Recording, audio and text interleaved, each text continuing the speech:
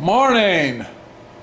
I'm gonna try to see if you're able to hear something. Hopefully YouTube won't shut the volume down. I was watching a video today on Easy Jeezy, and before he started his video, he turned his radio off.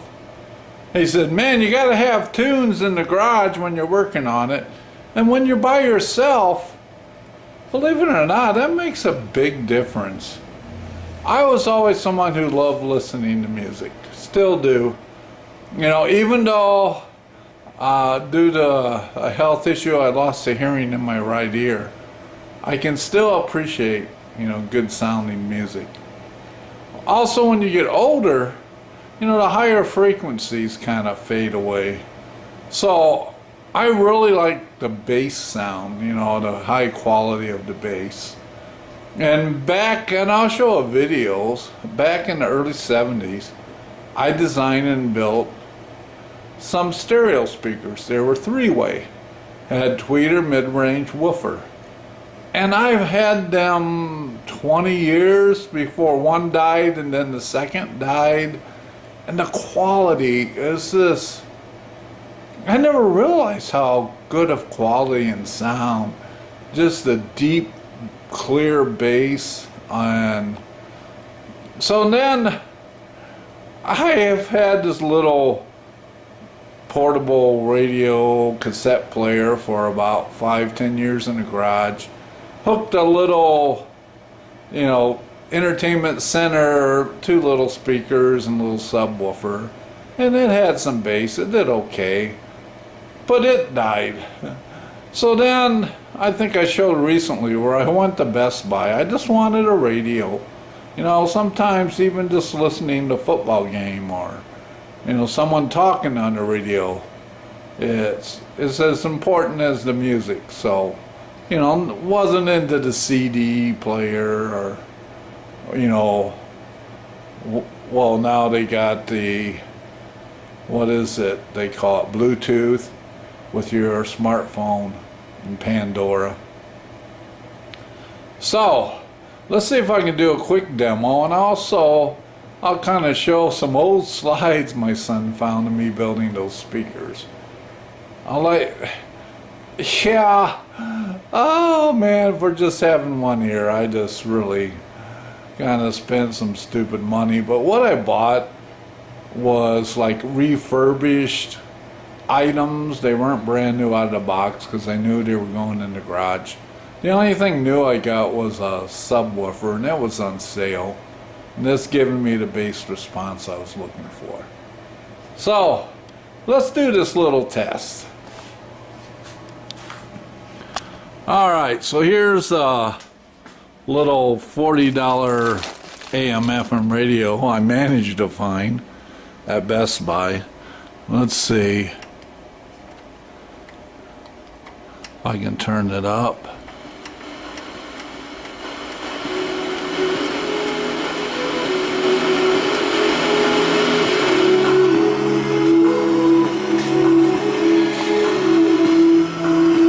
Yeah, bad reception, but there you can kind of hear.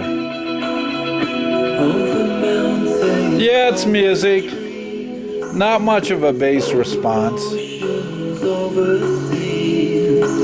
Alright, so let's turn this off. Now let's go over here. There's bookshelf speakers. I don't remember the brand, some off-brand. Again, not high dollar. As hard as I tried, I kept trying to keep the dollars down. And then there's a stereo receiver. It was a refurbished one. It's just 45 watt, this AM/FM. I guess if you want to hook turntable and cassette and all that, it has that capability.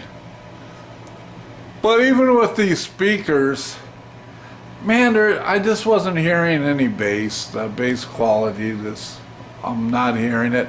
And I didn't spend big money for the speakers. Nor did I for this plain 45 watt receiver. Well, last night told my son, I know it's probably crazy, but man, I got to hear that bass. So went to Best Buy, and these guys do good work, Polk Audio.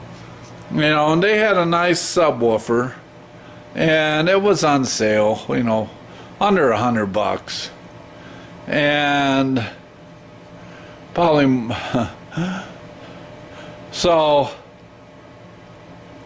let me see if you can hear the difference. Let me get the remote. Yep, corn burner's going. I tried to hook this old antenna up for FM. It didn't work. That's another story in itself. I also, while I was at Best Buy, purchased an indoor FM radio antenna. It didn't work any better than just a wire plugged to the output. So right now, up in the attic, I have a TV antenna, and I'm getting at least one station in good. So I have to invest in a good radio. Alright, I've been talking so long. Let's see if you can hear the difference. Here's a remote. Yeah, it came with a remote.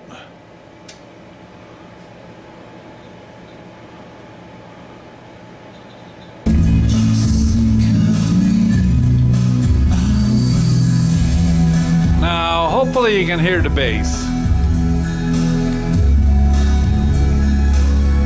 And that's what I miss. That full bass sound. Alright, I'll shut it off so YouTube doesn't say get me on copyright or whatever, but really I'm just demonstrating. Of course, dollar wise, you know, you're looking at that radio, and so probably the speaker wires and the shipping was probably as much as that little radio, but I have now some good tunes in the garage to listen to. So when I go to paint, I got to make sure I cover that up. So, crazy? Maybe. I mean, it's something I'm going to enjoy doing and listening to while I'm in the garage. Always have.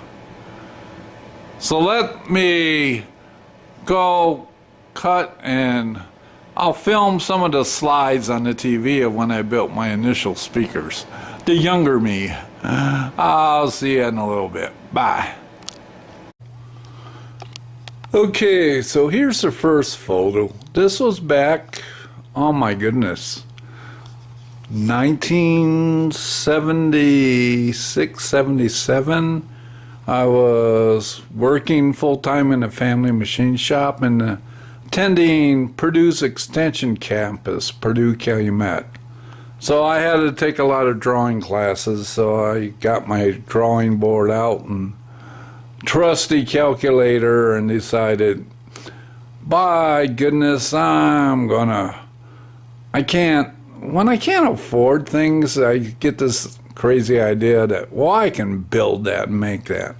So this is what I did with these stereo speakers. I just said, man, I want to make some speakers.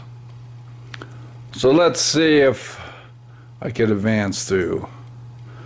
So I made the I guess you'd say inner panel out of 3/4 plywood.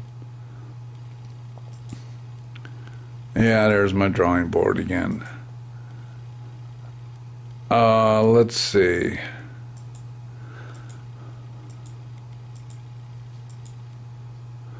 Plywood, there's the front piece. Plywood, and it's kind of recessed for the speakers. So I had a woofer, a mid-range, and a tweeter. So I was going to build three-way speakers.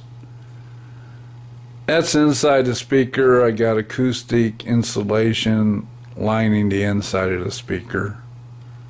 I don't know if you can tell. And here I am soldering and building the crossover networks. Yeah, that's me. Well, this is about as complete as you can get as a speaker. On the outside, I put basically that shelving board, you know, to give it a nice outward appearance. This is the back of the speakers. There's two what they call L pads for crossover network. One crossover network is between the woofer and mid-range, and the other one is between the tweeter and mid-range.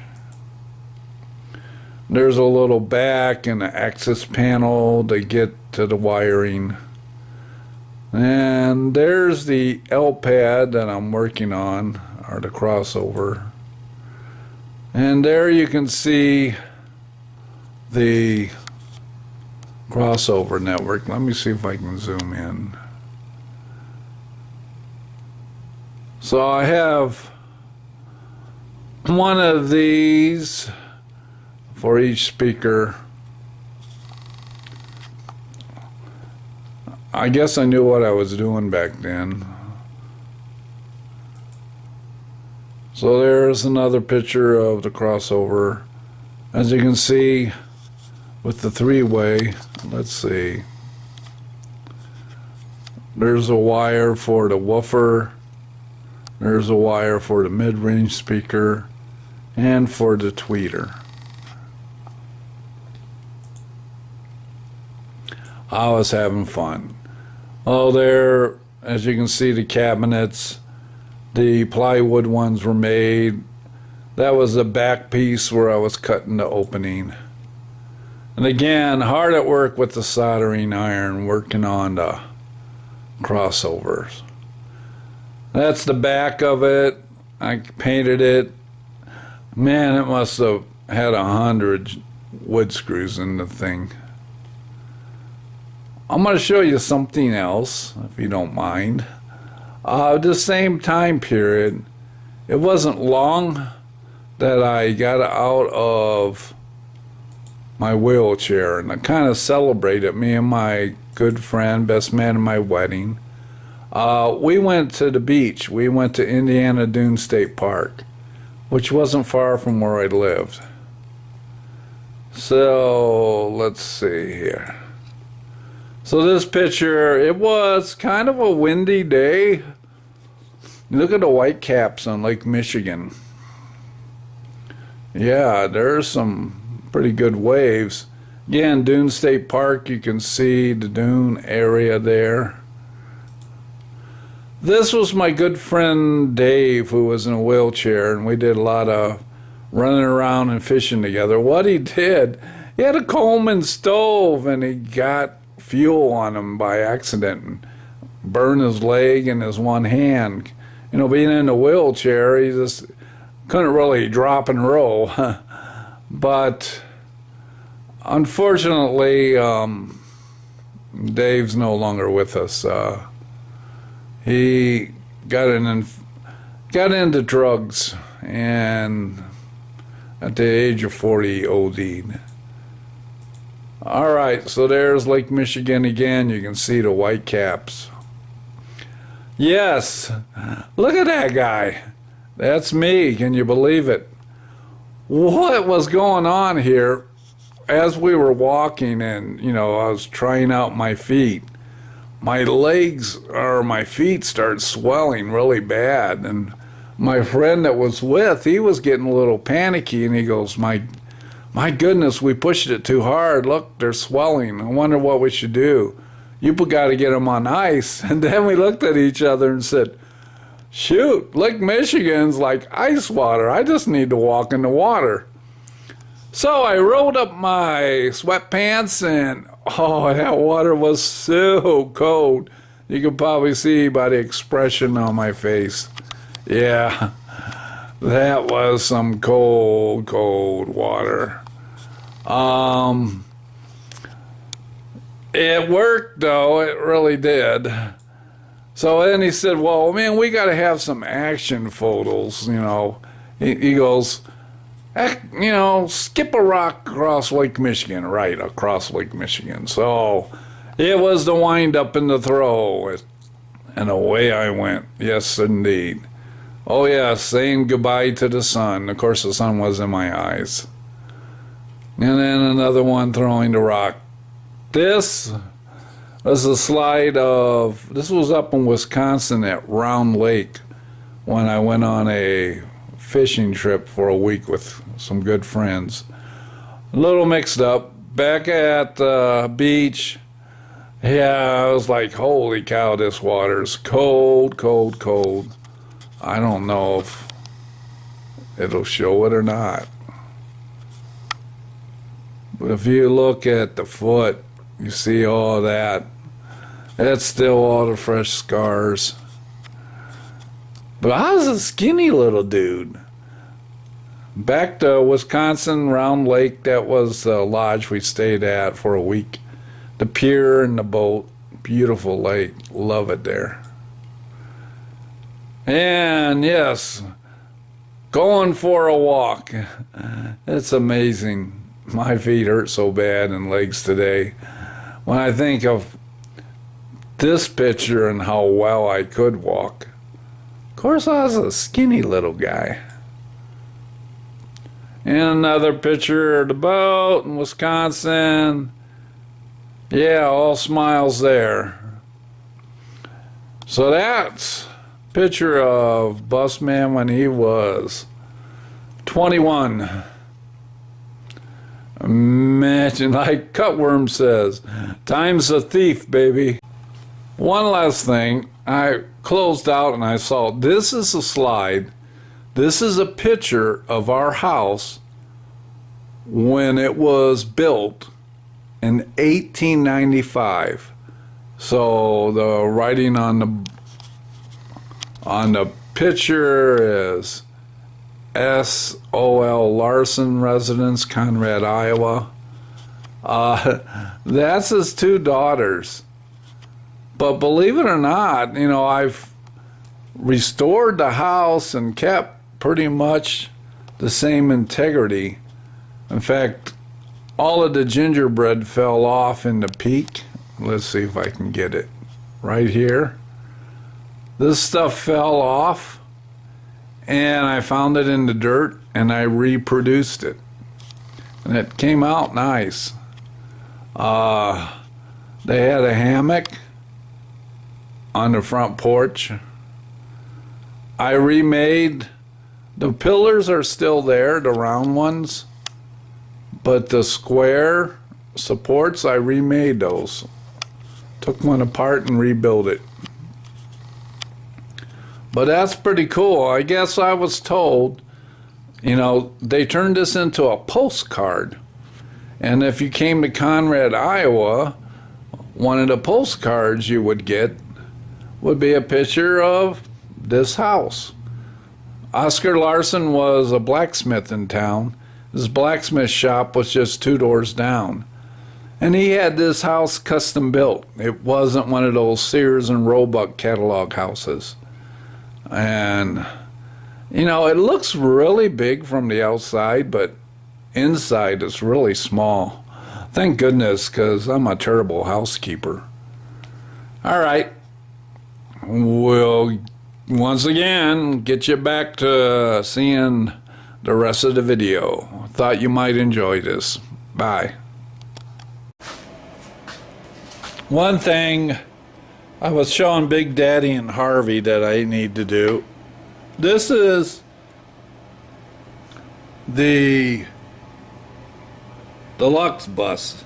This back floor of this rear hatch, other than that, I've been using it cluttered full of stuff. It's in good shape.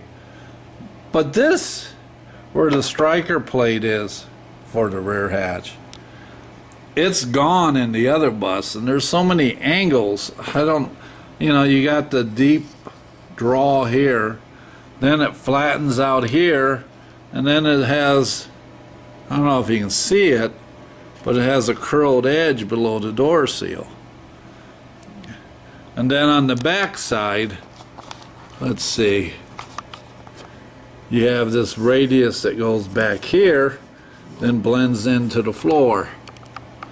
This on the other bus is just gone. It's rusted, it's cheese. I gotta remake that. And I guess I'm gonna play around with some metal, like Harvey was saying, and and Big Daddy. You just gotta go after it and play and keep trying. See if I can come up with an idea. Alright, so that's what I'm gonna do in the garage this weekend. Also over here, yeah, I got my bead roller still in the package. I need to see how this thing works. Went over to Menards. I picked up a 2 foot by 4 foot, 2 pieces of 20 gauge sheet metal. Yeah, Bobby paid more money than I should have, but no truck and really no way of getting to a metal supply shop. But we'll see. We'll see how that thing goes. All right. Well, let me turn this around. Sitting down. Oh. You know, I took Friday and then I got Monday off. I was going all these great things I was going to do on the bus. Hooked the radio up, the new radio. I did. Boy, was I disappointed. No bass. Rectified that last night by getting a subwoofer. So now I got to straighten the garage up. Play around with the bead roller, see what I can come up with that patch piece for the rear door hatch striker mounts into. But man, I'm struggling with my legs and feet. I don't know what's happening. It's raining outside. We got bad weather moving in, and even years ago when I wasn't having the issues I am now, you know, in my middle 60s, the weather affected my feet, you know, with all the staples and pins because I don't have joints. But man, it's rough today. It's frustrating, you know. I'm just gonna go try to push through it and see what I can get done. I almost have to. I need to do that as a distraction because it's kind of like you guys remember the old 13-inch portable TVs, rabbit ear antennas.